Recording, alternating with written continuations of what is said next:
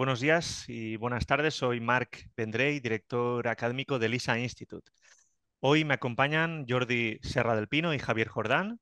Y antes de presentarlos también, indicaros a todos que no voy a moderar esta masterclass, sino que será Jordi quien modere la sesión con Javier como ponente principal.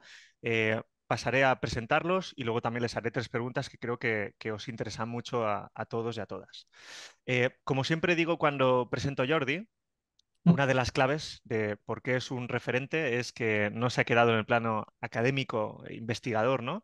Sino que constantemente está vinculado a la realidad empresarial e institucional, lo cual permite que pueda aterrizar y hacer práctica y útil esta disciplina, ¿no? Como es la prospectiva.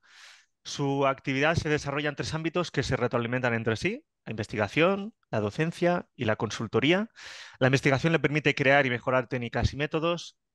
La docencia le permite validar que se pueden aprender e interiorizar, y la consultoría pues la habilita para poder ponerlo en práctica, ¿no? En el mundo real de tanto de empresas como de instituciones.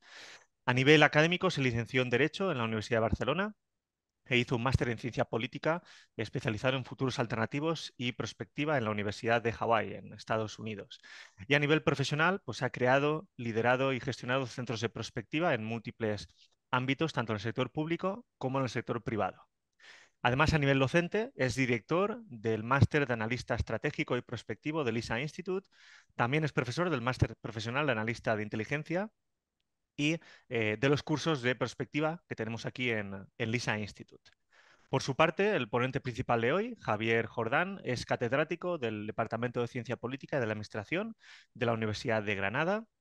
A nivel profesional, es catedrático de este departamento, también profesor, es director del podcast sobre estudios estratégicos titulado Global Strategy.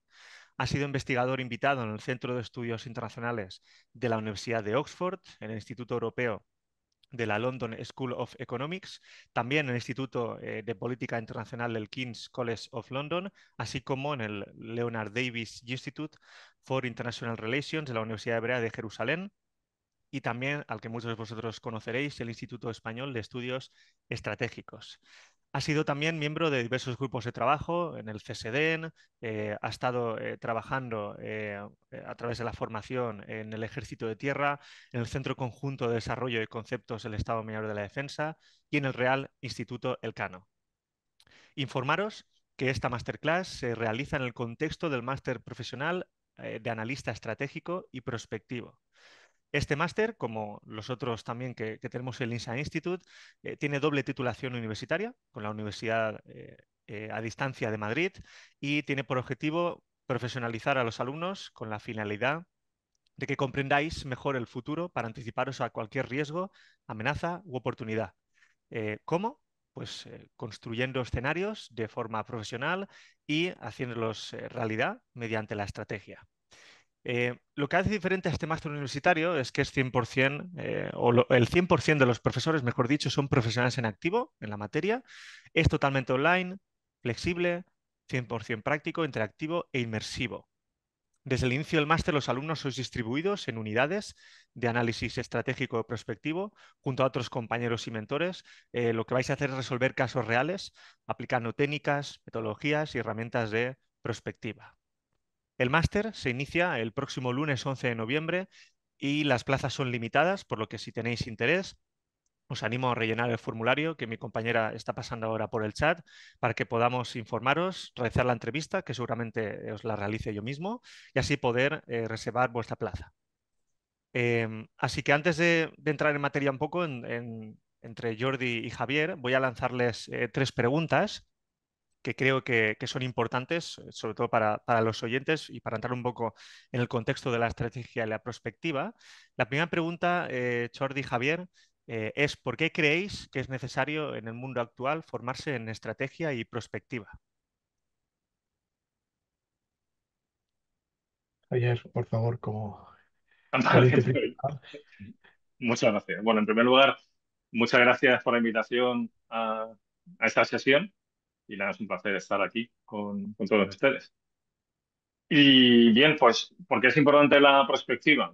Bueno, pues porque si uno quiere tomar decisiones que implican el largo plazo, es decir, que suponen un desarrollo en el tiempo de proceso de implementación, debe conocer no solamente qué ocurre ahora, que eso es el análisis estratégico, sino qué puede ocurrir, sabiendo que, y esto es algo básico, ¿no? Y asumo que muchos de ustedes ya han estado en masterclass previas y que tienen conocimientos de perspectiva, bueno, pues sabiendo que no tenemos capacidad de predecir el futuro, pero sí de explorarlo y de construir escenarios y sobre todo de identificar fuerzas de cambio que podemos monitorizar y que nos pueden ir alertando de que nos dirigimos a un determinado escenario. Y bueno, pues ese escenario, lógicamente, puede tener consecuencias sobre la implementación de nuestra estrategia. Entonces, cualquier institución que quiera llevar a cabo unas, ya digo, unas decisiones a largo plazo, estoy pensando, a ver, yo vengo, ahora veremos, o sea, no me contaré mi vida, pero yo vengo del ámbito de la defensa, es decir, de las políticas públicas, ¿no? Entonces, bueno, pues cualquier política pública que entraña ese largo plazo necesita de análisis estratégico, presente y prospectivo, ese futuro. Sí, de hecho no podría estar más de acuerdo. Cabe decir además que justamente en el ámbito de la defensa es donde surge la perspectiva en el ámbito americano, ¿no? Ante la constatación de que no se pueden generar estrategias a medio o largo plazo sin datos sobre qué puede pasar, pues surge una inquietud que acaba desembocando en uno de los focos originales de creación de la perspectiva, ¿no? Ah, yo creo que cada vez hay más organizaciones que se dan cuenta que en un mundo tan cambiante, en un mundo que realmente los fenómenos suceden a gran velocidad, la capacidad de anticipar como un mecanismo para poder llegar a cabo tus objetivos se hace más importante. Y en este sentido, pues tenemos un montón de organismos públicos que cada vez más incorporan algún tipo de unidad o de dirección o de secretaría que hace prospectiva y o estrategia, pero también en el ámbito privado, empresas no tan solo grandes, sino pequeñas, incluso entidades como fundaciones o asociaciones, se dan cuenta que las capacidades o las competencias de anticipación y prospectiva son necesarias. Perfecto, gracias a ambos por la respuesta. Una siguiente pregunta que creo que también es muy interesante es ¿qué empresas y organizaciones suelen contratar a este tipo de profesionales?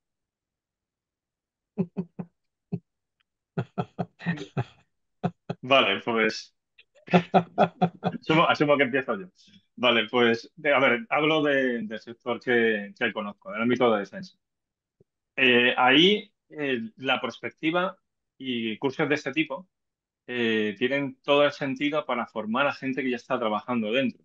Y esto lo digo también para todos los que sean más jóvenes, y es una cuestión que me preguntan mucho mis alumnos, a los que imparto temas de defensa, y claro, son temas que atraen mucho y quieren, en muchos casos, orientarse por ahí profesionalmente. Entonces, también hay que ser claro para ajustar las expectativas. En el ámbito de defensa es necesaria la prospectiva y vamos a hablar largo y tendido sobre ello, pero para trabajar en defensa hay unos canales, al menos en España, muy establecidos. Y básicamente, si uno quiere trabajar en defensa, tiene que ser militar. O sea, esa es la vía exclusiva para trabajar en defensa. Es verdad que hay algún puesto, o sea, hay puestos civiles, pero son técnicos de la administración. Hay algún analista en defensa haciendo trabajos de defensa, pero yo desde luego no le recomendaría esa opción a alguien que acaba de terminar la carrera porque estamos hablando de vacantes que se cuentan con los dedos de la mano y que ahora mismo están cubiertos. Entonces, apostar por eso me parece vamos, una opción sumamente arriesgada, ¿no? Es verdad que luego la vida es complicada y he tenido alumnos que luego han acabado trabajando en lugares inesperados, pero yo o sea, no recomendaría ese camino, ¿no? Entonces, hay una serie de itinerarios muy marcados, pues eso, el ámbito militar, el ámbito policial, también son oposiciones a la ejecutiva del Cuerpo Nacional de Policía. Está el CNI, y bueno, pues si uno entra en la página del CNI, o sea, para los que no sean españoles, el CNI es el Centro Nacional de Inteligencia, Bueno, pues si entran en la página del CNI, está trabajan con nosotros, ahí uno puede enviar el currículum, y si tiene un currículum ya con cierta trayectoria, con prácticas internacionales y demás, puede despertar interés. Pero igual te llaman al mes siguiente o al año siguiente, o no te llaman nunca. Entonces tampoco es una opción profesional en la que poner todos los huevos en esa cesta. Si, por ejemplo, si uno tirara por ahí porque está trabajando en otras cosas y opta por eso, la formación en prospectiva le va a ser interesante porque ellos trabajan con temas de prospectiva y en la academia del centro se ven temas de prospectiva. Pero ya digo, yo creo que la formación en prospectiva en el ámbito de defensa tiene especial utilidad no tanto para entrar pa- para entrar en ese mercado de trabajo, que ya digo que está muy reglado, muy establecido, sino para la formación de quienes ya están trabajando dentro de esas instituciones. Vale, a ver. Yo, a ver, coincido plenamente con Javier. Realmente en defensa, si no has optado por una carrera militar, es complicado. Las opciones de trabajar como colaborador externo de manera continuada son bajas, no como colaborador puntual. Yo he colaborado con fuerzas armadas de algunos países y con servicios de inteligencia de algunos países, pero sí que tiene razón Javier, han sido colaboraciones más puntuales, pero afortunadamente hay muchos más ámbitos. Es decir, la administración pública, por ejemplo, en España, prácticamente todas las comunidades autónomas tienen algún tipo de unidad de análisis o de reflexión o de estrategia, los nombres a veces varían, en la que personas con un perfil de analista estratégico prospectivo puede ser interesante. Las empresas cada vez más buscan, no siempre ofrecen puestos de trabajo con la etiqueta clara de analista en prospectiva o estrategia, pero a veces eres tú que tienes que darte cuenta que tus competencias te pueden abrir puestos de trabajo que de entrada igual no estaban pensando en personas de nuestra capacidad. Yo creo que un analista que combine perspectiva estratégica, es un profesional muy polivalente. Entonces, hay bastantes opciones de trabajar. Yo diría que he trabajado en una multitud de sectores: educación, energía, construcción, agricultura, alimentación, tecnología. Por tanto, yo creo que hay que ser consciente que es un ámbito en que poco a poco se van generando oportunidades. Y si bien es cierto, como he dicho antes, que la prospectiva, sobre todo en los Estados Unidos, nace en el ámbito de defensa, la mayoría de los prospectivistas no trabajan en el ámbito de defensa. Pero sin embargo, hay muchas consultoras que en algún momento u otro han trabajado para Fuerzas Armadas o para cuerpos de seguridad. El montarte una pequeña empresa de consultoría también es una opción, y algunas crecen mucho. Aquí en España la decana es Prospectiker, que la dirige Ivonne Zugasti, que es otra de las personas que colaborará en el máster, y estoy seguro que él también nos podrá dar su aportación al respecto. Y además, también creo que en el profesional de la prospectiva pasa algo que también ocurre mucho, que lo hablo con mis alumnos, el profesional de la inteligencia, que es que muchas empresas privadas tienen analistas que hacen inteligencia, que hacen prospectiva, pero no saben que hacen inteligencia y hacen prospectiva. Y también si buscan a alguien de ese puesto de trabajo, no lo buscan como analista prospectivo ni analista de inteligencia. Entonces creo también que aún queda mucho por delante Sí, en muchos países para normalizar un poco este lenguaje, la verdad.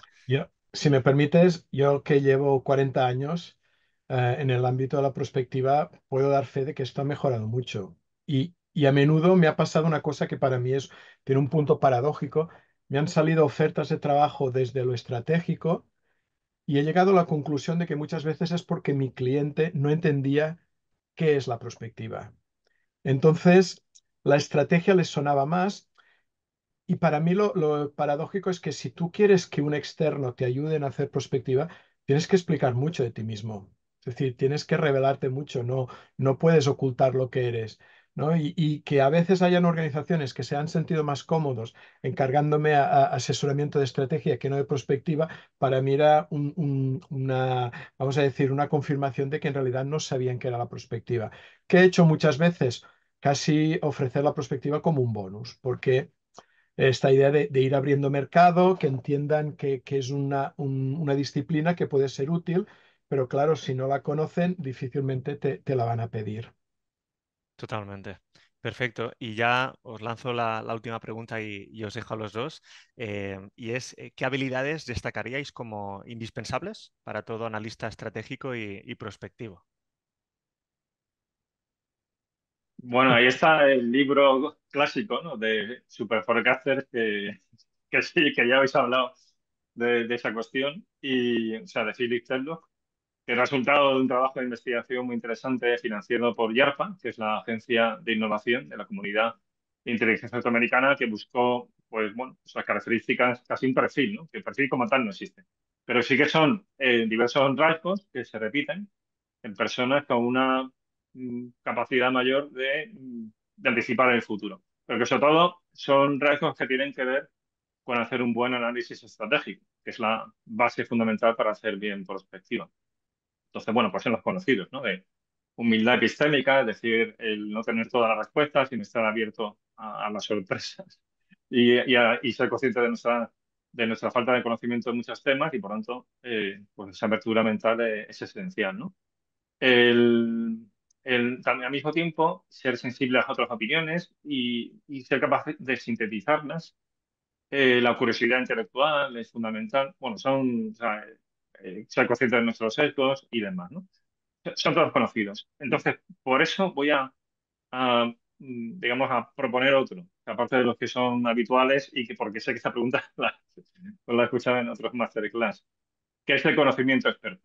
Algo que explico siempre en las sesiones de prospectiva es que las técnicas, o sea, yo doy clases de esto también de técnicas, las técnicas Ujú. son como un exprimidor de naranjas.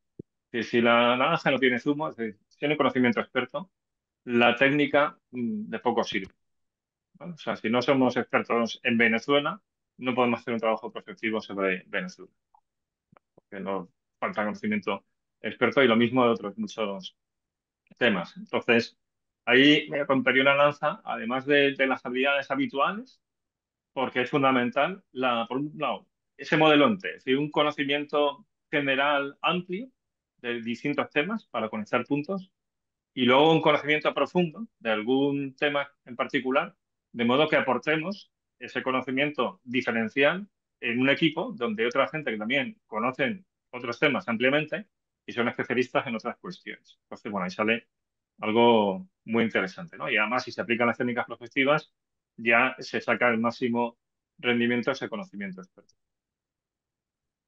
Pues mira, me parece muy interesante lo que has dicho, porque yo no coincido del todo. Claro, tú tienes la suerte de que has podido trabajar la prospectiva en un ámbito más acotado, ¿no? Sobre todo en ámbitos de defensa, de estrategia, geopolítica.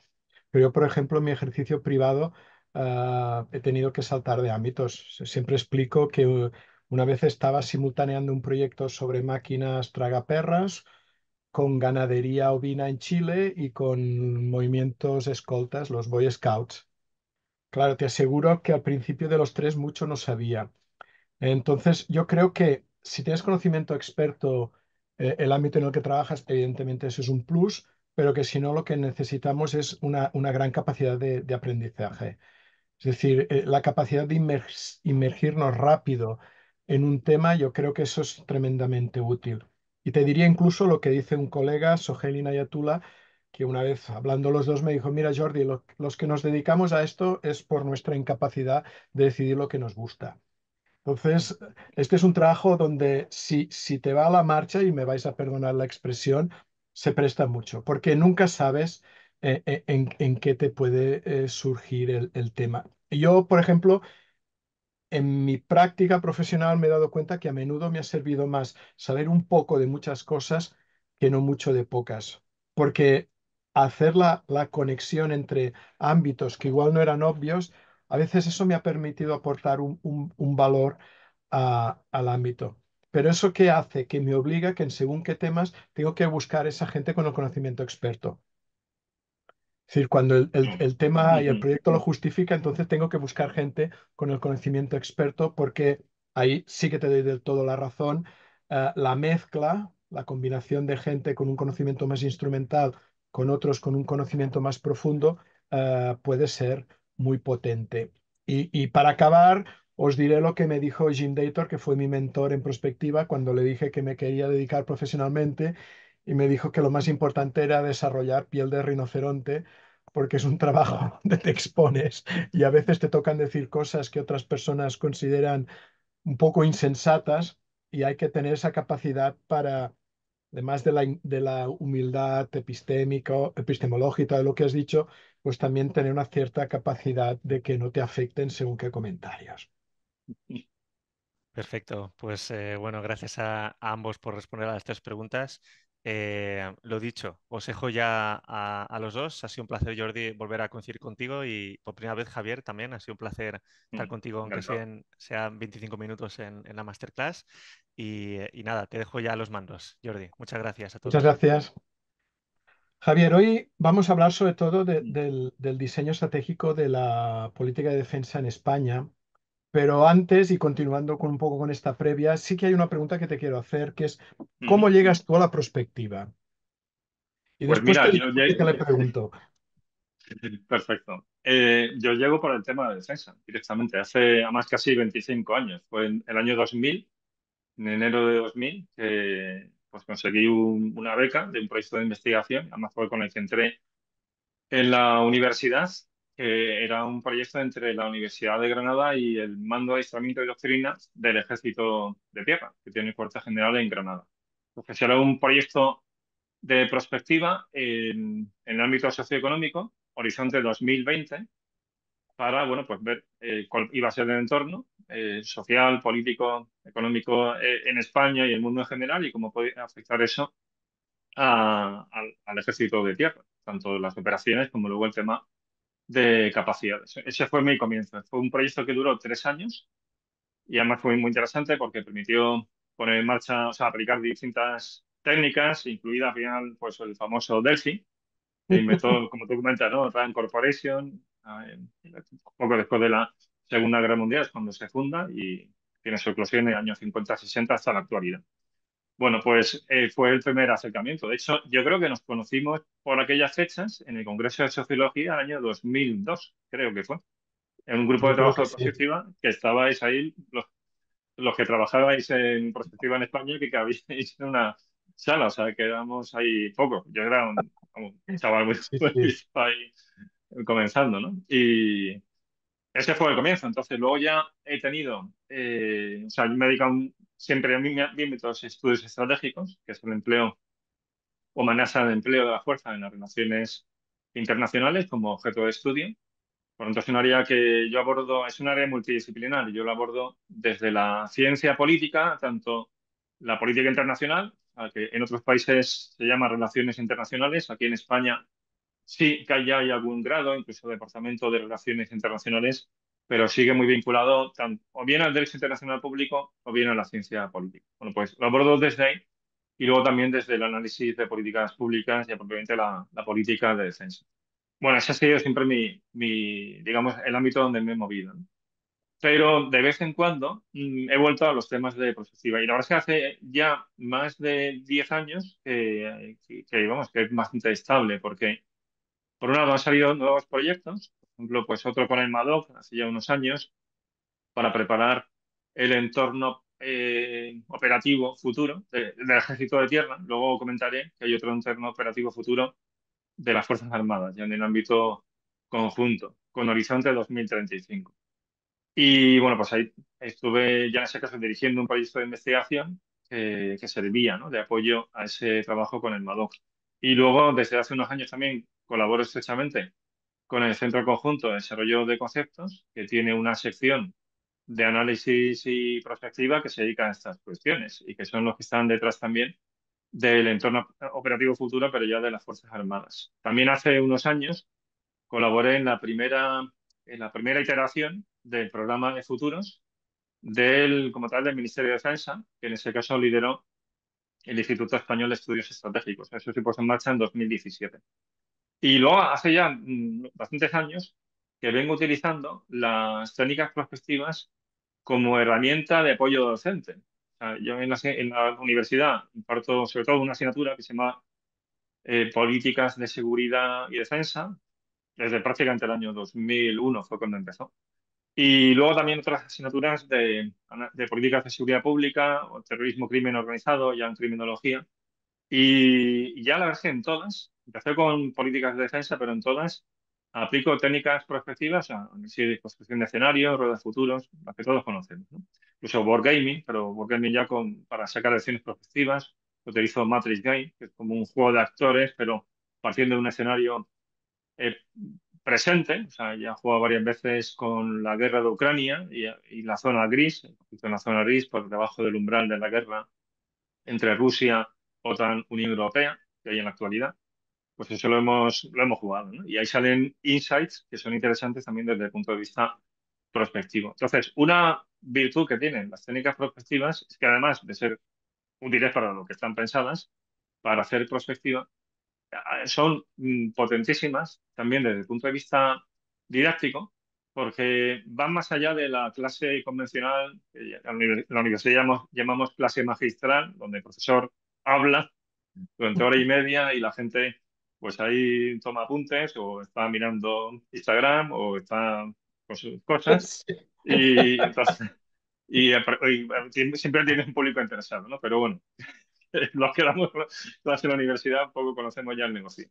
Y ese modelo lo dejé ya hace años. Entonces, divido a la gente en grupos de trabajo, la facultad se porta muy bien, me da 5 aulas, los separo por ahí y estamos toda la clase trabajando, pues ellos haciendo sus cosas, yo visitándolos, acompañándoles, viendo cómo va, impulsando y tal, y aprenden muchísimo, muchísimo. Las técnicas Claro. ahí son muy potentes. Entonces, se llevan dos en uno, se llevan el contenido de la asignatura y además aprende prospectiva pues en esas 60 horas que dura la asignatura. O sea, ese es el acercamiento que he hecho. Siempre, pues como tú dices, ¿no? Muy con el nicho y el carril del tema de defensa. Ya, pero a mí eso hasta diría que me despierta una cierta envidia, ¿no? Porque, claro, te ha permitido profundizar de una manera que yo los temas los cojo, los trato y después, la verdad, tampoco puedo ir continuando todos los temas que he iniciado, ¿no? Yo creo que eso te da un valor añadido en tu ámbito que los que vamos más de picaflor, pues no podemos. Te lo preguntaba porque hace un par de Ujú, semanas teníamos David Alayón, que él decía que su llegada a la prospectiva desde la innovación era inusual, pero es que yo, todos los que conozco, todo el mundo ha llegado a la prospectiva por itinerarios diferentes, ¿no? Y siempre explico el caso de Jim Dator, el que ya he dicho que era mi mentor. Él había hecho historia medieval y su tesis doctoral es prácticamente en teología, y de ahí a ujú, la prospectiva, pues el itinerario también es interesante. Pero bueno, vamos a centrarnos. ujú, Tú nos has propuesto hablar del diseño estratégico de la política de ujú. defensa en España y quizás podríamos empezar porque nos introduzcas un poco en qué consiste este proceso o Vale, el diseño. vale, pues muy bien. Esto es un reto y tú córtame cuando lo estimes conveniente, si me vas preguntando lo que quieras, porque el peligro que tiene o sea, hablar del diseño estratégico de la política de defensa es que esto acabe siendo algo muy árido, muy técnico, muy de políticas públicas, típico organigrama y demás. Entonces, lo que me interesa sobre todo es que se entienda la filosofía que hay detrás. O sea, voy a hacer mención a distintos documentos, pero mi propósito es que se entienda el por qué pasamos de un documento estratégico de máximo nivel, que puede ser por ejemplo, la Directiva de Defensa Nacional, que en lo que es materia de defensa pura y dura es el de máximo nivel, a un carro de combate Leopard 2A6 que desfila por la Castellana el 12 de octubre. O sea, ¿qué es lo que explica que pasemos de una idea muy abstracta luego a un elemento de una capacidad como es el material del carro de combate, ¿no? Y el adiestramiento de la gente que lo conduce. Bien, entonces, a ver, digamos que la secuencia lógica voy a contar la teoría. Luego veremos que el papel lo aguanta todo. Entonces voy a ser también provocador y crítico al respecto, ¿no? O sea, la teoría es la siguiente. O sea, todo país tiene o debería tener una gran estrategia.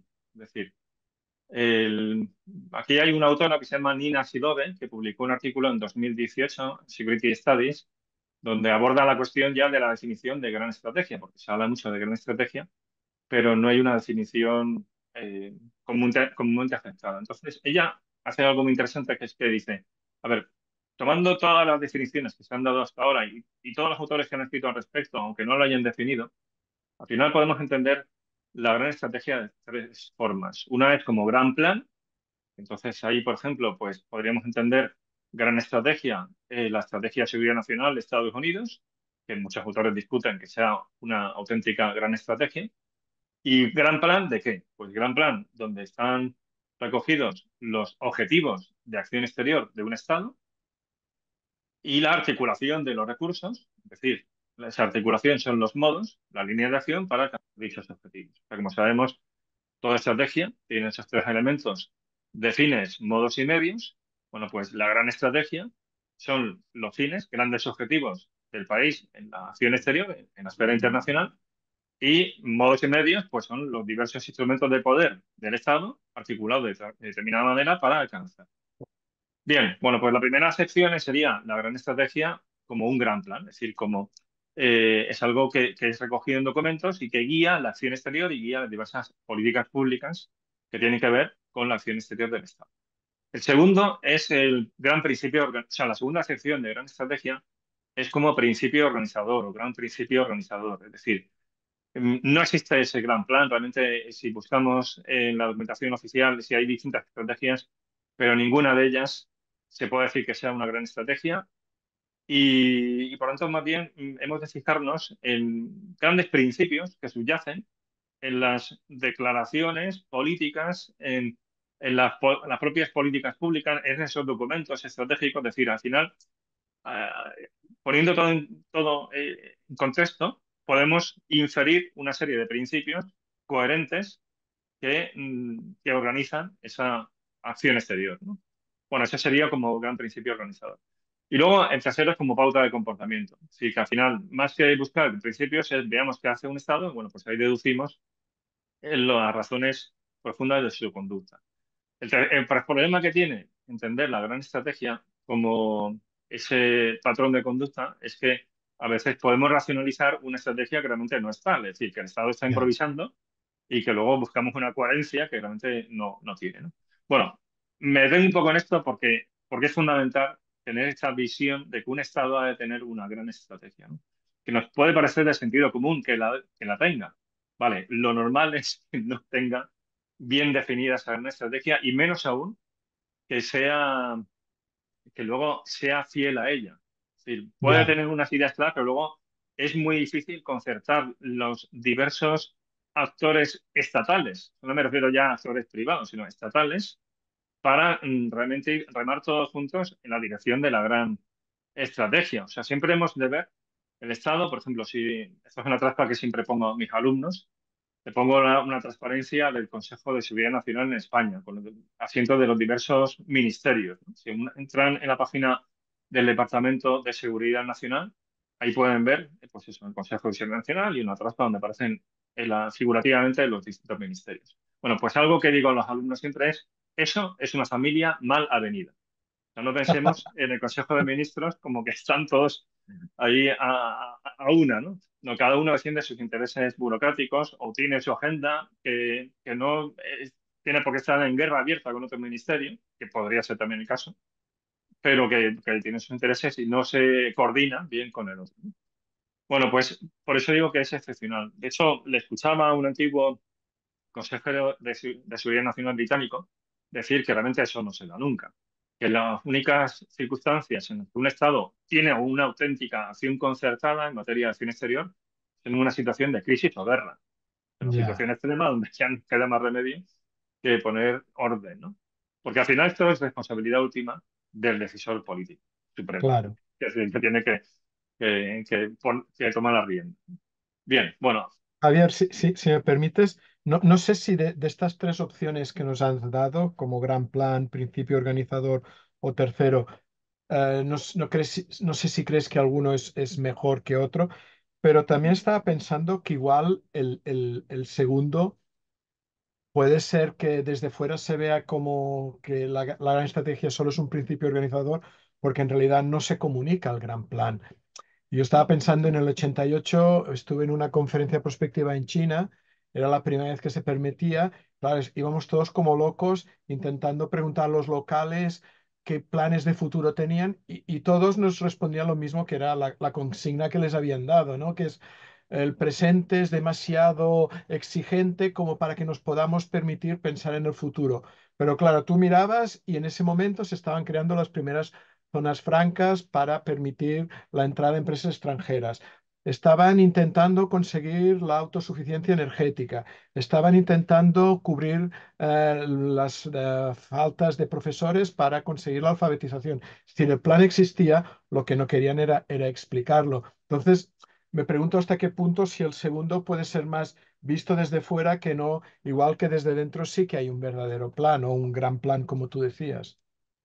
Claro, ahí bueno, es que es un régimen que no es democrático, con lo cual, También. si ellos aplican una seguridad operacional ya a nivel súper estratégico, pueden tener éxito al respecto, ¿no? Pero en democracias, pues tirando, por ejemplo, un trabajo que he hecho hace poco, es un vaciado de los documentos estratégicos españoles, y de hecho es algo que va a salir publicado en pocos meses en un libro colectivo, de todos los documentos estratégicos españoles en los últimos 15 años, y o sea, desde la Estrategia de Seguridad Nacional, Directiva Nacional de Defensa, perdón, Directiva de Defensa Nacional, las directivas de política de defensa, la última que se ha desclasificado, las intervenciones de los ministros de defensa al inicio de cada legislatura, donde muestra las líneas maestras de su departamento, ahí puede sacar esos grandes principios organizadores, haciendo un análisis de contenido cualitativo. Salen, al final ves ciertas coherencias, ¿no? Pero ciertamente en un Estado que no sea democrático, pues haya que desentrañarlo de otra manera, ¿no?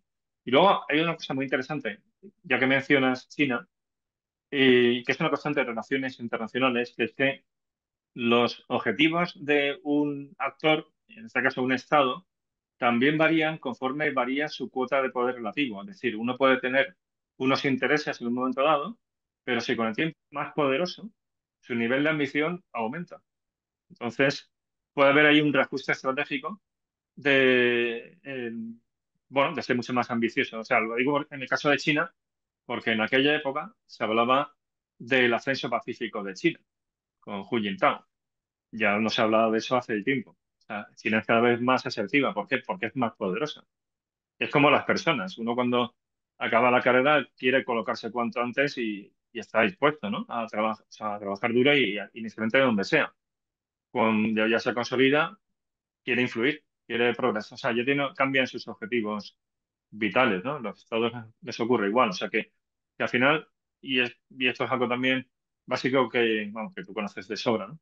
Las estrategias no son camisas de fuerza, es decir, que van variando conforme varía el contexto y también varía la propia eficacia de ese estado. Bueno, pues la gran estrategia sería el primer nivel. Luego tendríamos, y ya empiezo ya a mencionar cosas de España. Pero aquí la pregunta es, ¿y tiene España una gran estrategia? Vale, pues, a ver, no tiene gran estrategia. Resumo rápidamente. Aún así, a quien le interese un poco más desarrollar la respuesta, hay un episodio de Global Strategy que se llama así. O sea, es de política y gran estrategia en Global Strategy. Y luego otro que se llama ¿Es realista la política de defensa española? Donde también desarrollo ese tema, ¿no? Pero en una respuesta corta, básicamente no.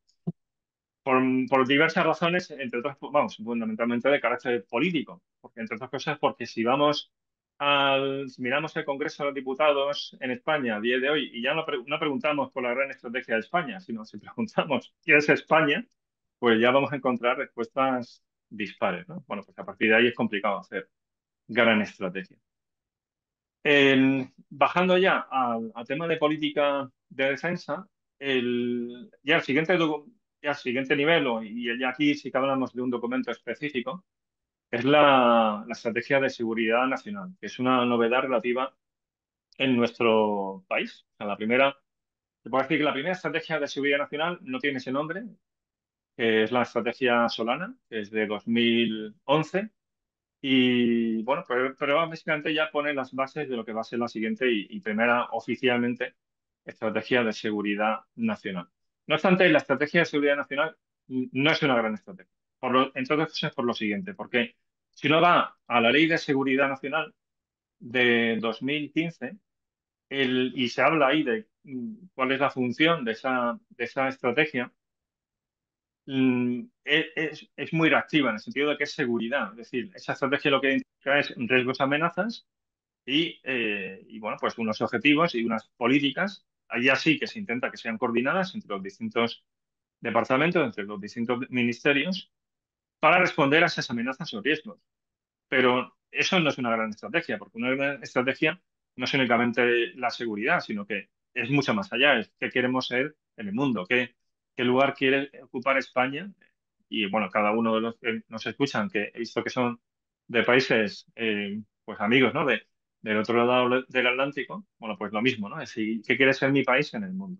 Esa es la gran estrategia. Bueno, pues pasando ya a política de defensa, ahí el primer eslabón sería la estrategia de seguridad nacional, dar el marco de seguridad nacional, porque la política de defensa se entiende en ese marco. La política de defensa también se entiende en el marco de gran estrategia, y si no, va a ser muy difícil justificar la política de defensa. En España, desde hace ya muchísimos años, vamos, desde hace más de 20 años, parte de la política pública de defensa es la cultura de defensa, que es que la sociedad española entienda para qué sirve la defensa nacional, para qué sirven las Fuerzas Armadas, etcétera, ¿no? Vale, va a ser muy difícil que esa cultura de defensa arraigue si no se entiende la política de defensa y el instrumento militar como una herramienta de poder del Estado, que sirve no únicamente para defendernos de agresiones territoriales, que son altamente improbables. En el caso de España, básicamente una agresión contra Ceuta y Melilla y ya muy loco, Canarias. ¿Vale? Porque Marruecos es el único país que reclama territorio español. Ahí tenemos un país que reclama un territorio que es España, con lo cual una potencial agresión vendría de ahí. O si no, contra infraestructuras críticas, estoy pensando cables submarinos o de otro tipo, por ejemplo, de Rusia, con quien estamos en un conflicto en la zona gris como miembros de OTAN y Unión Europea. Pero si nos quedamos únicamente en ese tipo de amenazas y en ese tipo de defensa, no se va a entender bien para qué sirve la política de defensa. La política de defensa es una herramienta para que España tenga influencia en Unión Europea, tenga influencia en OTAN, tenga influencia en Naciones Unidas. ¿Cómo? Por la participación en misiones internacionales frente a problemas que son de seguridad regional o incluso de seguridad global. Y donde España, al sentarse en la mesa con otras, o sea, en la mesa de instituciones con otros países, puede decir, yo aporto esta capacidad. Y esto, bueno, pues hace ver que es un país que cuenta, ¿no? En la parte militar, pero luego en ese foro también se habla de economía, se habla de altos puestos en la Unión Europea y demás, ¿no? Esto es una herramienta de influencia. Eso se ve muy bien y tú tienes mucha experiencia, Jordi, cuando participas en proyectos internacionales, que está gente de distintos países y sobre todo si es algo más oficial, y a veces me ha tocado en grupos de trabajo, por ejemplo con el MADOC, estuve varios años en un proyecto internacional. No era prospectiva, era Countering Hybrid Warfare, pero vamos, que éramos un equipo que no era así, era oficial, pero yo iba más bien como académico. Y claro, y ves que, bueno, que tu país cuenta lo que tú cuentas y lo que tú aportas de conocimiento y lo activo que eres en las reuniones y demás. Estoy dando algo muy académico. Pero en los foros internacionales es igual, es decir, ¿usted aquí qué va a aportar?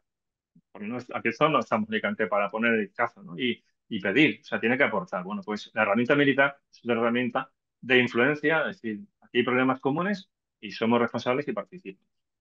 Bueno, eh, estrategia de seguridad nacional, ese es el marco, pero insisto, la gran estrategia, en España ahí tenemos deficiencias, es otro marco que explica la política de defensa.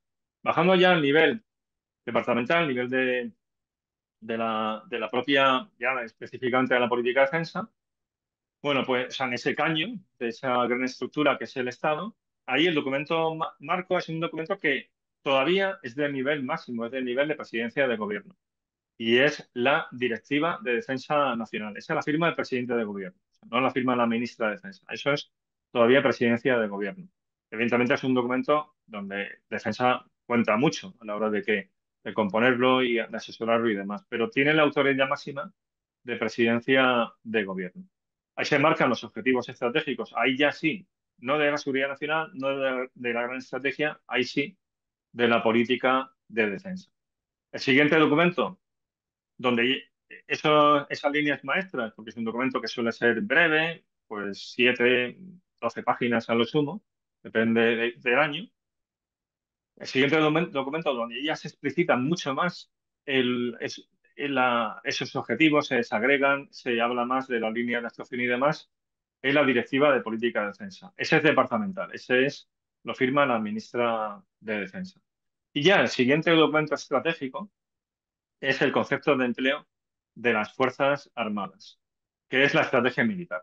Que no tiene ese nombre, pero eso es ya pura estrategia militar, donde se dice, bueno, que va teniendo en cuenta los objetivos que marca el nivel político-estratégico, nosotros, Fuerzas Armadas, ¿cómo vamos a contribuir a la consecución de esos objetivos? Bueno, pues ahí ya se desagregan de nuevo objetivos y líneas de actuación. Y ahí ya se dan muchas pistas para los recursos. Esos recursos van a ser capacidades. El siguiente documento es la Directiva de Planeamiento Militar y el siguiente, y ya bajando más allá a lo concreto, es el objetivo de fuerza a largo plazo que aprueban tres autoridades de planeamiento del Ministerio de Defensa, que son la Secretaría, actualmente Secretaria de Estado de Defensa, la Subsecretaria de Defensa y el Jefe de Estado Mayor de la Defensa. Esa sería la secuencia como tal, ¿no? Digamos, de la estrategia. ¿Eso al final en qué se traduce? Porque se habla, cuando uno entra en temas de defensa, se habla un concepto fundamental y digamos que es el cuerpo central del trabajo del Ministerio de Defensa, es el proceso de planeamiento de la defensa. Entonces, ¿en qué consiste el proceso de planeamiento de la defensa? ¿Cuál es el resultado final? O sea, qué objetivo persigue? Persigue el objetivo de generar capacidades. ¿Y qué son capacidades? Una capacidad militar no es, no es el carro de combate que antes comentaba. Una capacidad militar es algo más complejo. Es un sistema de diversos elementos que genera distintos efectos. Y que por ser, pues, pues, un ejemplo de capacidad es mando y control. O más bien eso es un área de capacidad. Luego eso baja a capacidades más concretas, ¿no? Otro es el ISTAR, o sea, la inteligencia, el reconocimiento, la vigilancia, el targeting, etcétera. Otra área de capacidad es movilidad y proyección. Otra es superioridad en enfrentamiento. Esas son áreas de capacidad. Luego ya bajamos, superioridad en el enfrentamiento, pues ya podemos bajar una capacidad de capacidades de anticarro o capacidad antiaérea. Bueno, pues ya bajamos a algo mucho más concreto. Y ya eso en sí mismo, eso, defensa antiaérea, es un sistema compuesto de diversos elementos.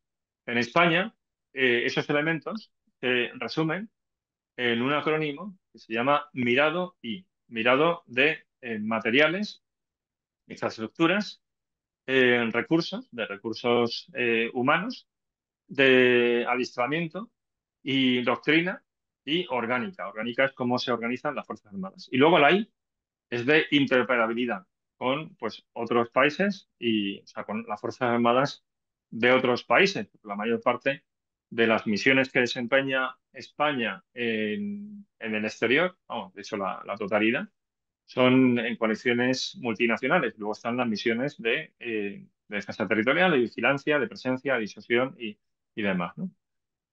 Bueno, pues el objetivo del proceso de planeamiento de la defensa, pero que tiene un inicio que es político-estratégico y que es puro diseño estratégico, es ese proceso de planeamiento que al final genera esa capacidad. El material, pues, ya digo, carro de combate, el avión de combate y demás, eso es solamente una parte, eso es el material, eso es como tal el material, pero está el adiestramiento, están los recursos humanos, están todos esos elementos, ¿no? El, Bajo esto, en el caso de España, digamos que debería subyacer algo que ya no hace, proceso de reflexión estratégico más profundo, porque estos documentos que antes he comentado son documentos que ponen en marcha, en teoría, el proceso de planeamiento de manera cíclica, pero son documentos en el sentido, bueno, pues que vienen desde arriba, desde Ujú, la máxima autoridad política, y lo suyo es que haya un proceso de reflexión estratégica más amplio, ¿no? Y esto lo digo porque en el año 2003 concluyó un proceso que se llamó la revisión estratégica de la defensa, que fue algo pionero en nuestro país y que han hecho otros países. Y es muy interesante, que es desde el Ministerio de Defensa ponerse en contacto con la sociedad civil, con el mundo académico, con el mundo del think tank, con el mundo de las empresas, con el objeto de hacer una reflexión estratégica de la defensa en clave de gran estrategia. Es decir, cómo va a contribuir la defensa a esa gran estrategia de país. Y esto lo señalo por lo siguiente, porque fue una iniciativa muy interesante, un documento además donde se explicitan los intereses nacionales de España, cosa que haciendo esa revisión que antes comentaba, no siempre aparece en negro sobre blanco, y bueno, es que eso es algo básico, es decir, una estrategia son objetivos, pero esos objetivos no salen de la nada. Antes está la misión, o sea, qué somos, qué queremos, ¿no? Cuáles son nuestros valores y cuáles son nuestros intereses. Y luego ya viene la visión, y la estrategia es el puente que une ambas cosas. Bueno, pues en ese documento, en la revisión estratégica de la defensa de 2003, se explicitaban los intereses nacionales claramente y se priorizaban, algo fundamental también cuando se hace estrategia, priorizar, ujú. porque los recursos son limitados, ¿no? Bueno, ese proceso estaba previsto que se iterase de nuevo en 2015. De hecho, la Directiva de Defensa Nacional de 2012 ya anunciaba que iba tocando, ¿no?, hacerlo. Bueno, pues no se ha hecho y seguimos en ese vacío de gran reflexión estratégica. O sea, ha habido iteraciones posteriores, lógicamente, de la Directiva de Defensa Nacional, aunque hay que decir, y ahora pasamos de la teoría a los hechos, que ha habido un vacío también importante, o sea, de años que no ha habido Directiva de Defensa Nacional. Pero ha faltado y sería bueno que se hiciera de nuevo esa revisión estratégica de la defensa y bueno, y más en el mundo en el que estamos. Entonces eso es algo también a destacar, ¿no? Esta es básicamente el esquema. Eh, bueno, ya sé que es muy técnico y ya pensaba que podía ser un poco árido, pero para que se vea que la política es esa, o sea, que cuando tocan los presupuestos del año siguiente no es que vaya a la Armada y diga, queremos una fragata más, porque sí, sino que hay una lógica detrás en los procesos de adquisiciones y de desarrollo de las capacidades. Bien, Vale. Lo sí. que te quería preguntar es que hasta ahora, poco la idea que estás dando es que desde un punto de vista de la ortodoxia de cómo llevar a cabo un proceso de reflexión estratégica, quizás estos documentos que nos has ido desgranando no serían el mejor ejemplo, pero igual que conoces un poco más, ¿en qué puntos crees que realmente se ha hecho esa mayor inversión en un análisis estratégico o incluso prospectivo? Sí, a ver, análisis estratégico sí que hay en muchos de estos documentos. Es difícil trazarlo. Menos, por ejemplo, en la estrategia de seguridad nacional. Y de hecho, entro ya. O sea, únicamente comentar sobre lo anterior, porque esa, digamos que es la teoría de la secuencia. Primero estrategia de seguridad nacional, luego directiva de defensa nacional y ya todo el proceso. Sin embargo, si luego lo vamos a los años, vemos que las cosas no cuadran. O sea, eh, que se publica una directiva de defensa nacional antes que se publique la estrategia de seguridad nacional y demás, ¿no? O sea, o que hay estrategias de seguridad nacional que en el preámbulo, donde hace una reflexión, ese análisis estratégico, que tú comentas, pues realmente no se tocan temas candentes, ¿no? O sea, por ejemplo, ahí suelo citar al general Alejandro, que fue el GEMAZ, o sea, jefe maestro mayor de la defensa, de un libro muy interesante y que a quien le interesen los temas de política de defensa es un libro muy recomendable porque cuenta sus vivencias y es un libro bastante honesto sobre, bueno, pues las luces y sombras, ¿no? En el hacer de la política de defensa. Y él dice, por ejemplo, que la última directiva de defensa nacional, donde en la introducción, en las primeras páginas, se hace ese análisis estratégico del marco internacional. Dice, ahí se habla del COVID, se habla de la Unión Europea, se habla de la Agenda 2030,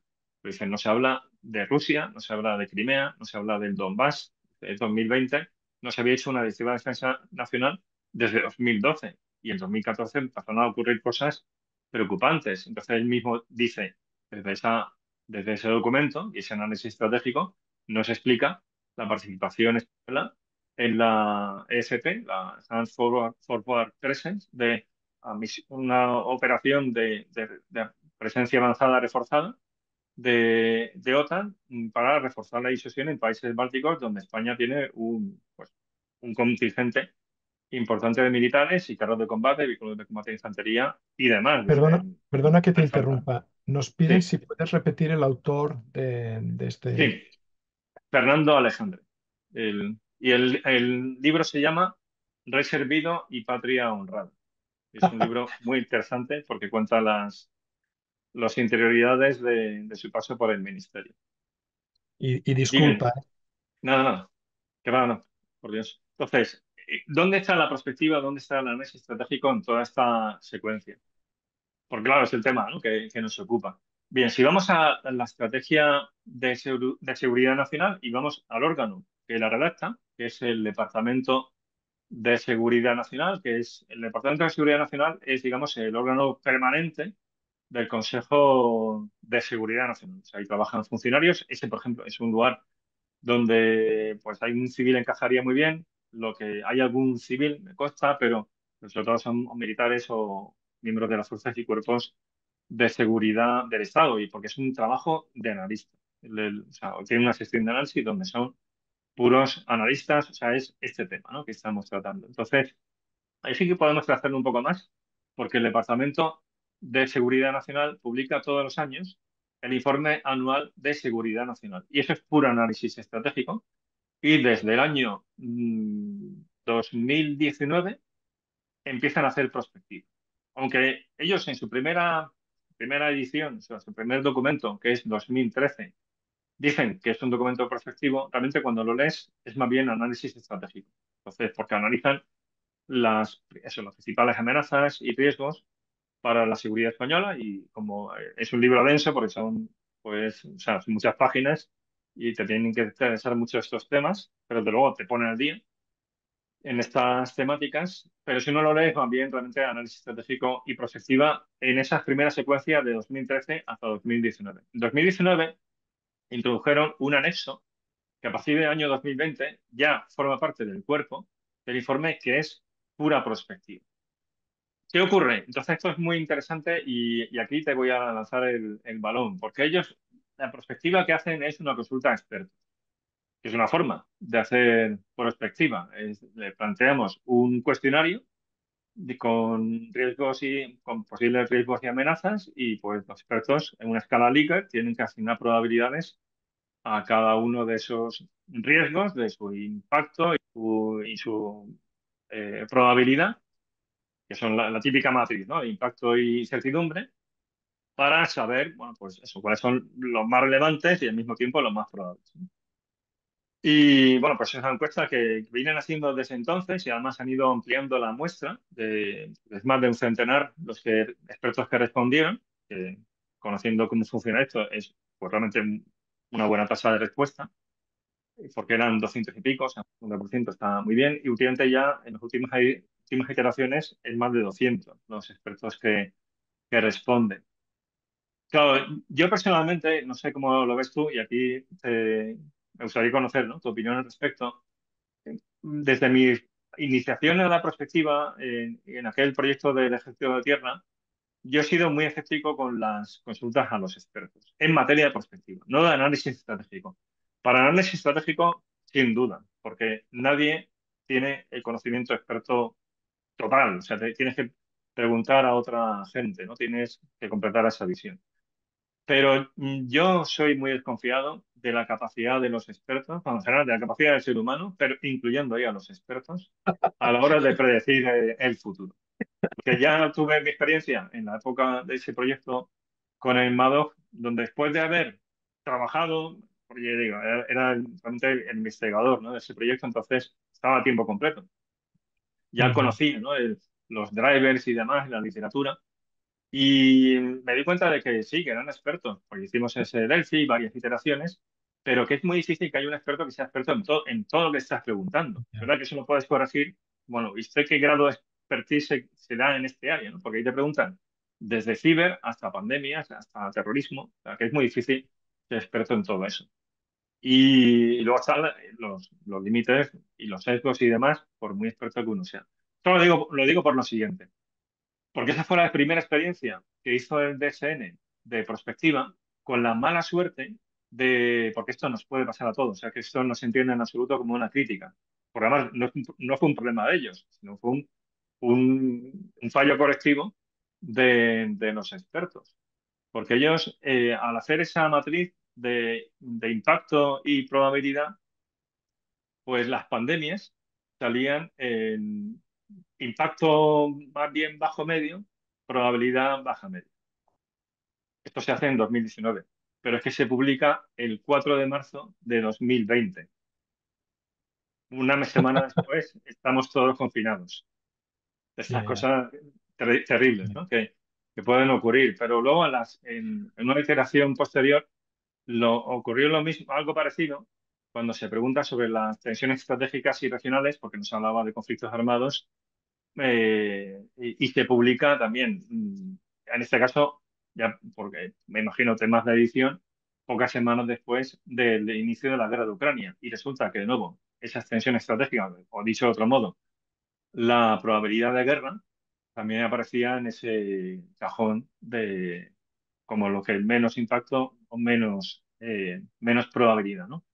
Insisto, esto no es una crítica al documento y menos aún a la gente que trabaja en el DSN, ¿no? Sino es una crítica más bien una muestra de escepticismo a las consultas de expertos como herramienta prospectiva. Ujú. Yo personalmente soy escéptico al respecto porque no tenemos capacidad de predecir, o sea, somos muy malos prediciendo el futuro de los seres humanos. A mí me gusta Ajá. más, y esto es opinión personal, trabajar con escenarios y luego ya identificar, mejor dicho, identificar drivers, jugar con escenarios, jugar con esos drivers y crear escenarios para ilustrar, pero Mm. realmente lo importante son los drivers. Y lo que hay que vigilar son los drivers. Y eso te da anticipación estratégica.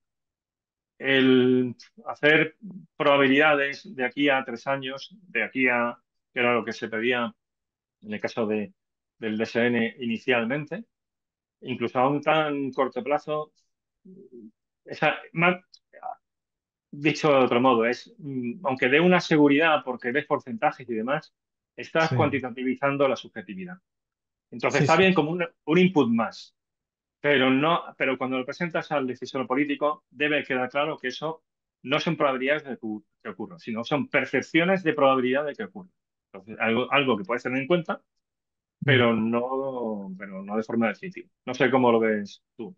A ver, mira, justamente hace unos días participé en el máster de analista internacional geopolítico de aquí, LISA Institute, y al final di un poco las dos diapositivas de que siempre digo son las cosas que me hubiese gustado que me hubiesen explicado cuando yo empezaba, ¿no? Y una de las cosas que digo es que la precisión no equivale a exactitud.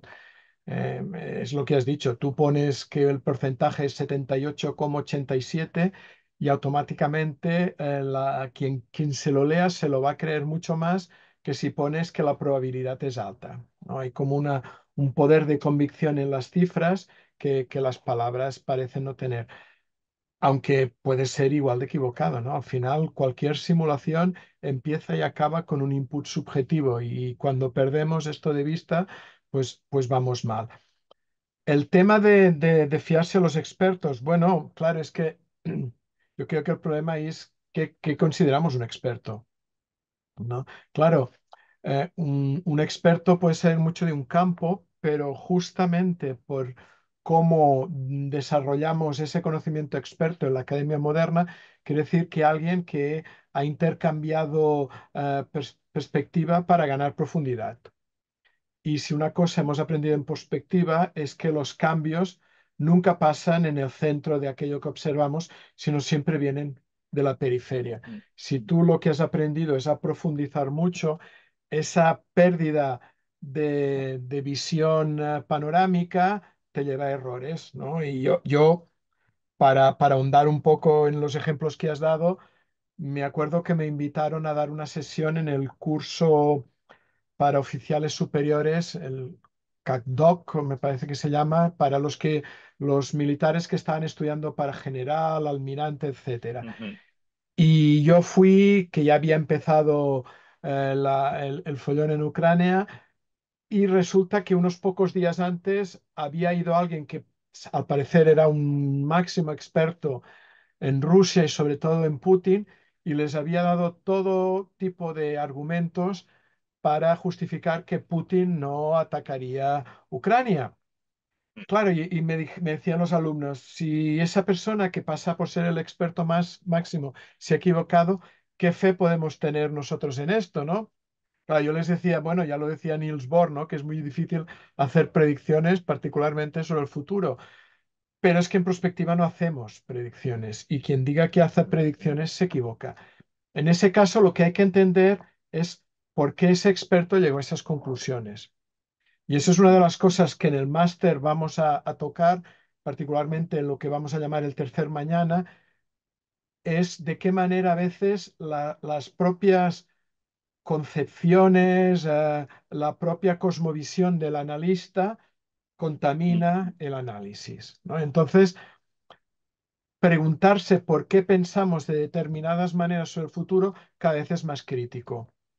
Y los expertos, sobre todo cuando se saben que están trabajando en un grupo de personas de su mismo nivel, a menudo se mueven más por el miedo al error que el deseo del acierto. Eso lo hemos visto muchas veces en estudios de la Unión Europea, ¿no? Son tremendamente aburridos porque les preocupa tanto cometer un error de bulto que no dan nada de realmente interesante. Y un método como el Delphi, que en el fondo lo que hace es forzar el consenso, tiene otro problema añadido, que es el ujú, consenso por sí mismo no tiene ningún valor. Un disenso totalmente. argumentado puede, tú hablabas de insight, ¿no? Esas intuiciones, ese conocimiento quizás no muy estructurado, a veces te lo da más un disenso argumentado que un consenso, vamos a decir, un tanto borreguil. Pero me gusta mucho que me hayas contado esto del Delphi porque una cosa que descubrí no hace mucho es que no solo los resultados del Delphi, sino al principio incluso el método estaba clasificado en Estados Unidos. Y eso lleva a que cuando tú buscas, intentas saber en qué año se creó el método, encuentras que es muy difícil, porque en realidad al principio, como estaba clasificado, nadie sabe al 100% en qué año se creó el Delphi. Pero afortunadamente tenemos muchos métodos. A ver, en un momento dado, un Delphi, yo ahora mismo los utilizo más para contrastar, ya ves que te digo. Es Ujú, decir, para generar los inputs quizás utilizo otros métodos, pero entonces si puedo acceder a un grupo de personas con un nivel de conocimiento, no digamos expertos, sino con un nivel de conocimiento suficiente, sí que me pueden venir bien para contrastar, ¿no? Pero otra cosa muy destacable es el nivel de respuesta. Es decir, hoy día cualquier Delphi que te conteste más del 20% de la muestra inicial es un éxito, porque es un método que se ha quemado un poco. Bueno, ahora soy yo que me he enrollado. Javier, no, antes has no, dicho que sí. también querías un poco aterrizar y has hablado ya un poco de Ucrania. Yo sé que tú querías comentar un documento americano y quizás tocar cosas concretas, a no ser que quieras rematar algo del proceso de Sí, diseño. sí, sí. Sí, remato un poco para citar los actores principales que hacen prospectiva en defensa en España, porque Vale, sigo yo que me he enrollado mucho en la parte inicial de ese diseño estratégico y por lo menos para decir quiénes son los protagonistas, ¿no? Entonces, por un lado, hemos visto que el Departamento de Seguridad Nacional sí que hace prospectiva en esos informes anuales de seguridad nacional, pero el Departamento de Seguridad Nacional es presidencia del gobierno. Si vamos al Ministerio de Defensa, ahí encontramos bastantes actores. Y eso es muy interesante porque en la administración pública civil, aunque es verdad, como comentas, que cada vez se va haciendo más prospectiva, todavía hay muchísimo por ganar, ¿no? Y dando clase varios años en un máster de gestión pública, que más de los alumnos eran funcionarios, le daba también de prospectiva, bueno, primer contacto, un mundo totalmente desconocido para ellos, ¿no? Eso, en cambio, los militares lo tienen más cercano. Entonces, menciono cuáles son esos organismos. Entonces, por un lado, el Centro Nacional de Inteligencia, el Servicio de Inteligencia, que ahora mismo depende orgánicamente del Ministerio de Defensa, antes dependía de Presidencia del Gobierno. Luego también, en el ámbito de inteligencia, el Centro de Inteligencia de las Fuerzas Armadas, que es inteligencia militar, lo que sería equivalente a la DIA en el Pentágono. ¿Cuál es el problema? Bueno, pues que como es inteligencia, no tienen publicaciones abiertas, no tienen esos documentos activos que podemos consultar, ¿no? Pues estoy leyendo, por ejemplo, los famosos Global Trends de la Comunidad de Inteligencia Americana, que eso es perspectiva para la gran estrategia del país, que ellos ponen en marcha en 1997 y tiene iteraciones periódicas. Bueno, pues eso en España no existe a nivel de comunidad de inteligencia, porque ya digo, pues que están esos organismos hacen prospectiva, pero es inteligencia, es clasificado, no se publica. Luego, también, ya de una forma más explícita, hace prospectiva el Ministerio de Defensa a través del Instituto Español de Estudios Estratégicos, mediante el programa de futuros, que es algo similar, podemos decir, ahí sí, a ese Global Trends. ¿Vale? No es exactamente lo mismo porque ese documento de trabajo de futuros, programa de futuros, inteligencia de trabajo de futuros, tanto el primer documento como la iteración que se ha hecho en 2022, más bien es un análisis geopolítico con orientación prospectiva, mucho de análisis estratégico, también de análisis prospectivo, pero no juega con escenarios. Digamos que lo que identifica son drivers, no tanto escenarios. No pasa nada, porque al menos en mi juicio lo fundamental son los drivers. Eso es lo que te va a dar y luego lo desagregas en indicadores y lo vigilas, te da la anticipación prospectiva y a partir de ahí puedes construir escenarios. Luego lo esencial lo tiene. Derivado de ese documento o a la par que ese documento, está el entorno operativo futuro, que en este caso desarrolla, y aquí ya introduzco esa otra unidad, el Centro Conjunto de Desarrollo de Conceptos. El Centro Conjunto de Desarrollo de Conceptos depende del Estado Mayor de la Defensa, en concreto del Estado Mayor Conjunto y más en concreto aún de la División de Desarrollo de la Fuerza. Y ellos hacen prospectiva. O sea, eso sí que es 100% prospectiva y además, o sea, lo puedo decir de primera mano. Y para quienes les interese el tema, ellos sí que publican cosas, o sea, estos dos documentos que he comentado, tanto es el Global Trends español, que es el resultado del programa de futuros, está disponible si entran en la página web del Estado Mayor de la Defensa, lo buscan en Google y buscan en unidades, si entran en EMACON, División de Desarrollo de la Fuerza, y ahí aparece ese documento y el entorno operativo futuro y además las actualizaciones que han hecho en 2022. En esa página está también el Centro Conjunto de Desarrollo de Conceptos y están los boletines mensuales que publican, donde vigilan y analizan diversos drivers o diversas tendencias, sobre todo de carácter tecnológico, aunque ellos también trabajan cuestiones de carácter más estratégico o político.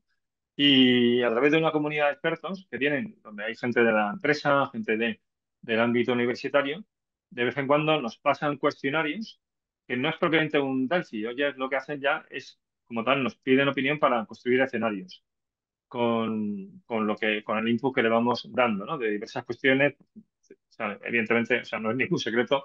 El tema de la guerra de Ucrania tiene bastante interés o temas de regiones de interés para España, como por ejemplo el Sahel, ¿no? Bueno, esos son los organismos principales en España que trabajan. Luego, ya no sé con qué nivel de detalle realmente hacen prospectiva, sí que hacen análisis estratégico, las divisiones de operaciones de los Estados Mayores del Ejército de Tierra, Armada y Aire. Pero quien hace prospectiva con toda, digamos, con toda seguridad y empleando técnicas que van a ver aquí en el máster y que son las normales, las comunes, eso lo hace el Centro Conjunto de Desarrollo de Conceptos. Luego, en el Ministerio de Defensa, órgano central, hay una división de coordinación y estudios de seguridad y defensa que depende de la Secretaría General de Política de Defensa, la SEGENPOL, que también hace análisis estratégico de la realidad internacional y ahí bueno, también se incluye un elemento prospectivo. Digamos que esos son los principales actores, ¿no? Y ya por bajar un poco a, digamos, a lo, ya más lo más práctico, y aquí, bueno, pues no sé si hay tiempo para preguntas, pero a lo mejor aquí surgen más preguntas, porque yo sé que ha sido todo a nivel macro, ¿no? Y uno podría decir, bueno, ya, pero ¿qué va a ocurrir? A ver, no es lo de Ucrania, que eso evidentemente no lo sabe nadie, y ahí entonces retomo una idea de lo que has comentado, me parece muy interesante, ¿no? O sea, que más allá de que uno sea muy experto en un tema, pues eso, de un conflicto armado, de un país, si luego encima tenemos una situación de interacción, por ejemplo, Oriente Medio a día de hoy, ¿cómo va a responder Israel a ese ataque con misiles balísticos por parte de Irán? A ver, es que son no los, o sea, saben los actores que están tomando esa decisión, o sea, que es un problema de secreto, no de especialización, y en algunos casos es un misterio. Esa diferencia clásica, ¿no? Inteligencia de secreto, que o sea, existe, pero no se sabe, o sea, está bajo la custodia de la confidencialidad y misterio porque todavía no se toma la decisión. Por es que hay ciertas cosas Ujú, que todavía no se sabe, porque eso es un juego de ajedrez, todavía no han pensado, no han definido del todo cuál va a ser la respuesta. Y luego ya las repercusiones que eso tenga, pues es que se nos escapa. O sea, que eso sencillamente es imposible, ¿no? Podemos construir escenarios al respecto, podemos ver cuáles son los mecanismos, pero nunca es muy arriesgado predecir ahí, porque lanzarse al vacío sin ningún soporte científico, ¿no? Pero bueno, bajando ya a la cuestión del futuro más en capacidades militares o cuál puede ser el futuro de los conflictos armados, hay un documento que es el que puse en el guión, un poco con el fin de bajar, ¿no? Que es antes hablaba del MADOC en España, el Mando de Adiestramiento y Doctrina del Ejército de Tierra. Bueno, esto tiene su inspiración en el TRADOC americano, que es lo mismo, pero en Estados Unidos también del US Army. Bueno, este órgano publicó hace muy poco un entorno operativo futuro, pero no en general, sino para lo que ellos llaman las Large Scale Operations, a las operaciones de combate a gran escala porque durante muchos años, y eso lo viví en primera persona, ya cuando me inicié en esos temas de prospectiva en defensa, que era pues poco después ya una década después de la Guerra Fría, pero esa época ahí de entorno pues bastante incierto. O sea, yo empecé ese proyecto antes del 11S y tengo que decir ah, que en la comunidad estratégica americana ya estaba eso muy presente, ¿eh? Y cuando se produjo el 11S, para mí no me supuso, porque estaba terminando uniforme, digamos, te das cuenta, ¿no? Del avance del proyecto, pues más bien una nota a pie de página. Es decir, lo que está ocurriendo esta tarde, me acuerdo que lo de ese martes 11 de septiembre, más bien enlaza con lo que ya han identificado otra mucha gente. Pues me acuerdo concretamente de un documento americano que decía, refiriéndose a la amenaza de terrorismo internacional y cómo se ven las cosas, decía, tarde o temprano va a haber un gran atentado en Estados Unidos, morirán miles de americanos, es decir, literalmente, y nuestras Fuerzas Armadas no podrán hacer nada para evitarlo. Era un entorno muy volátil también y muy incierto en cuanto al tipo de amenazas. Pero sí que se hablaba de que la guerra a gran escala era algo menos probable. Bueno, ahora ya eso no es así. Ahora, bueno, en esos entornos operativos futuros ya no se presta tanto atención a insurgencia, aunque se contempla, o sea, contrainsurgencia, operaciones humanitarias y tal, sino que ahora, de hecho, tenemos un documento específico para operaciones de combate a gran escala, es decir, contra un Estado, ¿no? Guerra convencional. Bueno, pues este documento, voy a decir el título por si a alguien le interesa, porque está en abierto, se llama The Operational Environment 2024-2034. Además o sea, es muy americano porque la portada aparece ahí las Fuerzas Armadas chinas, iraníes y rusas. O sea, en España sería impensable poner y eventuales enemigos de Estados Unidos es digamos, otro género, ¿no? Y bueno, pues ellos identifican una serie de factores clave, aquí podríamos llamarlos driver, de ese entorno de guerra convencional, que son 10. Y voy a ir comentándolos y comentamos lo que quieras en el tiempo que nos queda disponible. Por un lado, en la cuestión multidominio. Sí, que ya, a ver, esto es un tanto antiguo y a la vez es nuevo. Y esto es interesante porque a veces en estos documentos y en la prospectiva, y en general en el análisis estratégico, y esto tú lo sabes muy bien porque te lo he escuchado, es decir, que al final la prospectiva se basa en un conocimiento profundo del presente y del pasado. Y para hacer bien estudios estratégicos en el ámbito de defensa, hay que estar muy familiarizado con la historia militar. Entonces, el tema del multidominio, que es una buzzword en materia de defensa, es un tema que está ahí continuamente en los documentos. Sí, pero el tema multidominio es muy antiguo. ¿Vale? Es la combinación de los diversos dominios, tierra, mar, aire. Ahora mismo ya es aire-espacio y luego ciber y dominio cognitivo. O sea, pero lo que sí que se puede decir que es nuevo es el énfasis en ver el campo de batalla y el desarrollo de capacidades con esa visión holística de que todas las operaciones se han de concebir desde esa óptica multidimensional de los distintos dominios y que para llevar a cabo una acción en el dominio terrestre, igual es necesaria la convergencia de acciones en otros dominios que permitan una superioridad concreta en ese ámbito terrestre. Pues, por ejemplo, para llevar a cabo una acción, los americanos están muy focalizados en China. Entonces, para llevar a cabo una acción en el mar del sur de China, una acción que podemos entender que es naval, antes hay que tumbar, y esto es otro driver que ellos identifican, el A2AD, que es el antiacceso y de denegación de área, es decir, las capacidades chinas para negar el acceso a la zona de operaciones y para negar la operación en ese espacio marítimo, ¿no? Pongamos o que es una operación en el rescate de Taiwán. Pues si es una operación en el ámbito, en la dimensión naval, pues antes se tiene que haber echado abajo el sistema A2AD, tanto de inteligencia como de las armas, los vectores que van a impedir o que van a neutralizar esos activos navales americanos con acciones ciber, con acciones desde el aire, apoyados por la inteligencia desde el espacio, y demás. Concebir las operaciones desde esa óptica multidominio, ¿no? Otra cuestión, y esto lo estamos viendo en Ucrania, es la relación entre masa y precisión. Que, que hemos estado acostumbrados a operaciones muy quirúrgicas y con medios muy limitados. Por ejemplo, la campaña de ataques aéreos estratégicos por parte de Estados Unidos contra Al-Qaeda en el Waziristán Norte, con drones armados y que era inteligencia, un misil contra este objetivo, ¿no? Algo muy, muy preciso. En cambio, en Ucrania estamos viendo, sí, proliferación de sistemas no tripulados, que es otro driver que identifica este documento, pero empleados en masa, masivamente, ¿no?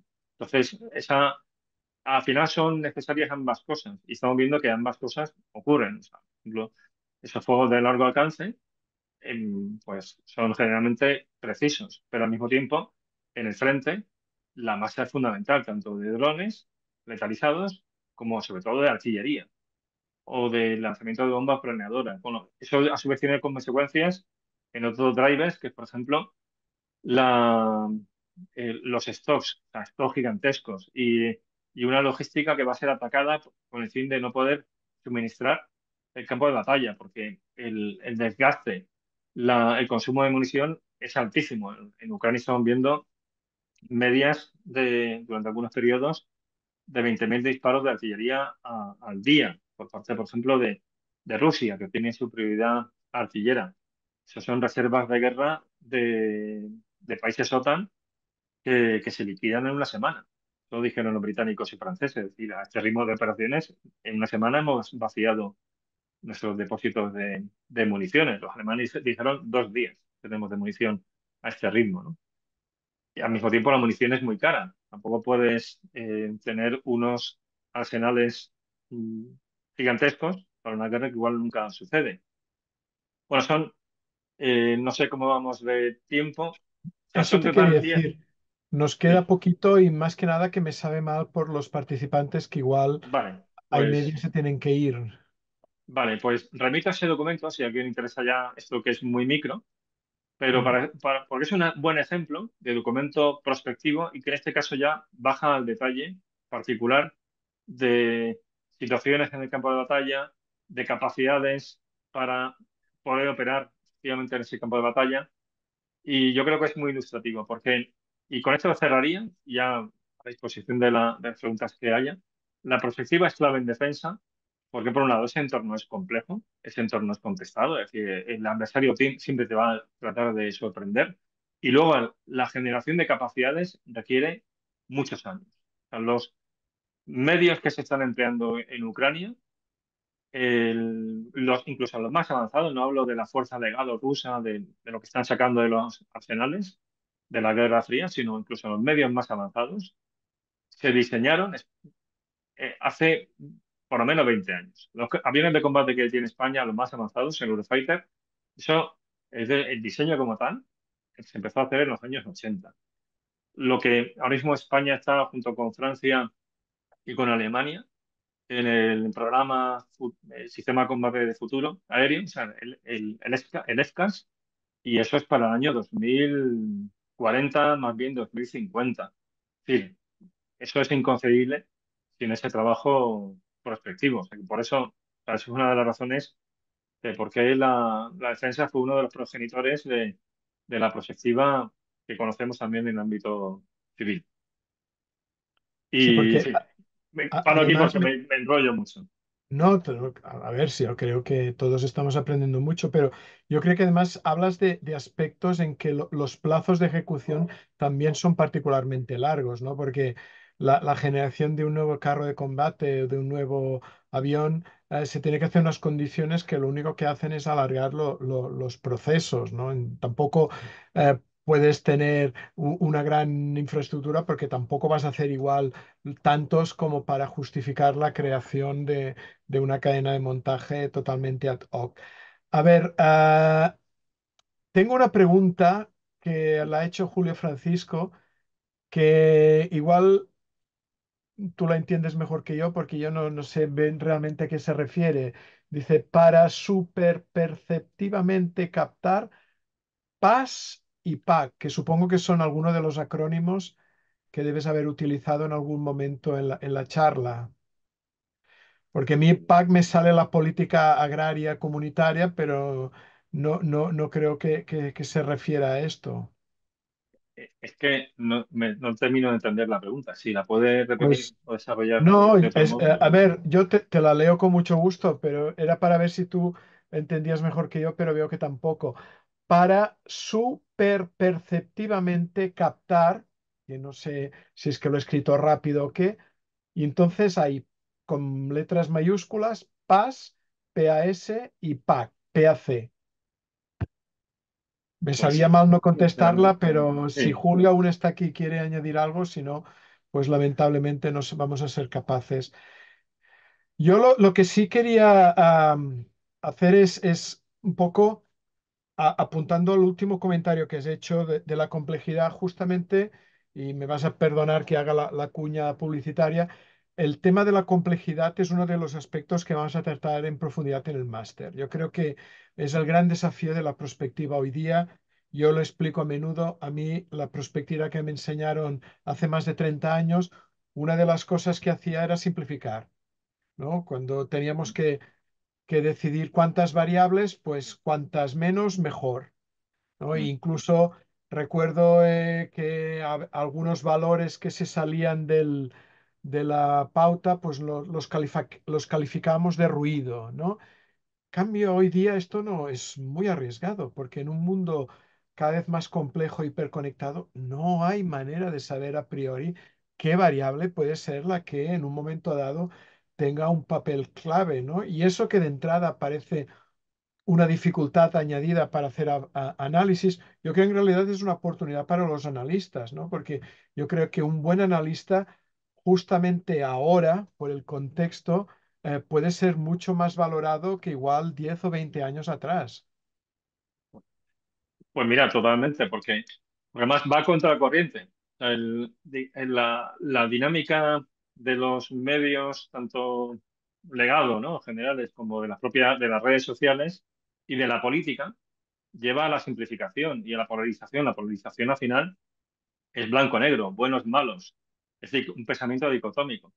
En cambio, la realidad es compleja y un analista es una persona que se siente cómoda ante la complejidad. O sea que al ver un sistema complejo con muchas interrelaciones, eso no le genera ruido y rechazo en el cerebro, sino que haya de decir, qué interesante, qué complejo es esto, cuánto voy a aprender. Y eso va a contracorriente, porque la tendencia es a simplificar al máximo. Vale, nos han ampliado un poco la información sobre la pregunta anterior. De los PAC, aparte de un acrónimo de asistencia sanitaria, se refieren a personal de equipos de especialistas aéreos, los PAS. Ah, y otro acrónimo de altamente sensible. Creo que es un término de unidades de inteligencia. Y Julio Francisco confirma que se trataba de eso. Parecen personas para roles muy especializados. No sé si son realmente los perfiles que vayan a necesitar más capacidades de análisis, estrategia y prospectiva. No sé. De En entrada el no me lo... ámbito de defensa, no. O sea, o sea, en el ámbito de defensa está por un lado la perspectiva, podemos decir, de político-estratégica, o sea, esos documentos que antes mencionaba de los planes estratégicos o del entorno operativo a futuro, sobre todo tiene que ver con el futuro de la política internacional y con el futuro de los conflictos armados. Y luego ya a partir de ahí se sacan un montón de implicaciones de, para capacidades. Es decir, bueno, pues son este tipo de contextos, este tipo de amenazas y requieren este tipo de capacidades. Ahí sí que hay contenidos más militares. Algo tan específico estaría para, digamos, o sea, ni siquiera en ese entorno operativo futuro lo veo ahí. Quizás hay otra rama de la prospectiva en defensa que es la prospectiva tecnológica, que, por ejemplo, pues está ahí la de GAM, que es la que gestiona los grandes proyectos. Ahora se ha creado una nueva secretaría, o sea, gran organismo dentro del Ministerio de Defensa para temas de política industrial, innovación y demás. Seguro que también tiene un fuerte componente de prospectiva de defensa. Lo que pasa es que esto, vamos, ha salido hace muy poco en el BOE y está tomando cuerpo, ¿no? Ahí a lo mejor ya sí que bajan al terreno de decir, ¿qué necesitan los que van a operar en contexto de operaciones, o sea, o gente de operaciones especiales, o tales unidades, o pues JTAC, o sea, controladores aéreos, qué tipo de tecnología necesitan que ahora mismo no está disponible y que se puede desarrollar y cuáles son las tendencias tecnológicas del mercado civil que pueden satisfacerlo. A lo mejor ahí para algo tan específico o concreto sí que pueden pedir opinión a especialistas que ya manejan, ese material, son parte de esa capacidad militar.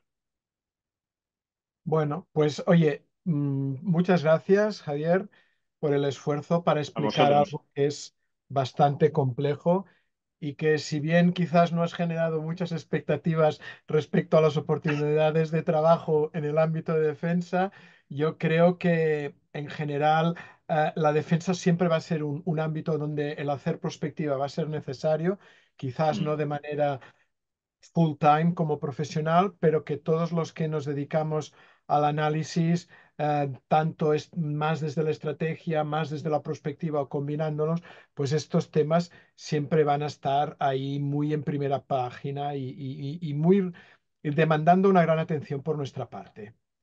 Pues nada, reitero una vez más, muchas gracias y Pues muchas esperemos gracias. poder volver a contar contigo en el futuro. Genial. Muchas gracias, Jordi, y muchas gracias a todos los que nos han acompañado. Pues nada, despido la sesión. Gracias a todos los participantes y nada, estad atentos, que ya sabéis que últimamente, Elisa, estamos on fire con multitud de actos y sesiones. Gracias a todos y hasta la próxima.